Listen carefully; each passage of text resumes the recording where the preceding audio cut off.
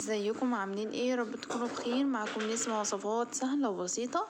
هنعمل بقى النهاردة جناش الشوكولاتة بطريقة سهلة قوي واحلى كمان من الجاهز، طعم حلو قوي، والمكونات بتاعته هي اللي بتفرق في طعمه. كل المكونات بتاعته نوعها حلو، هي اللي بتديك الطعم المظبوط اللي هو زي بتاع بره زي ما قلتلك واحسن.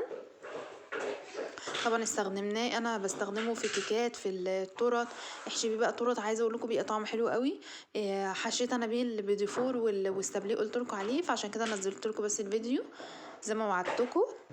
بصوا ما شاء الله لونه بيلمع وجميل ازاي، وسمكه مظبوط، ولا هو خفيف ولا هو تقيل. كل طبعا ما بيقعد كل لما بيتقل كمان عن كده.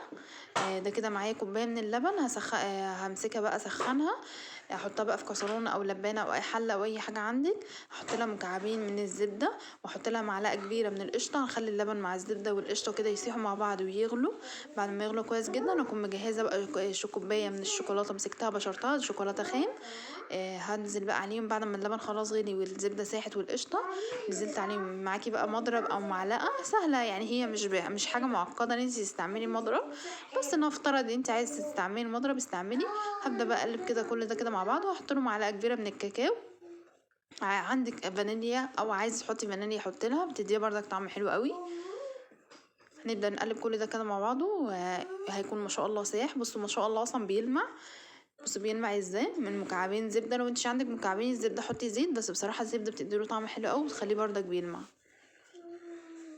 طبعا هفضل بس اقلب فيه شويه لحد كان في قطع كده من الشوكولاته بس لسه ما صحتش، عشان كده بس مخليه. اما لو هو خلاص صحت معاكي شيليها على طول وما تقوليش ده خفيف، سيبيه بعد ما بيهدى بيتقل جدا، يعني بيتقل بالسمك اللي انا وريتهولك.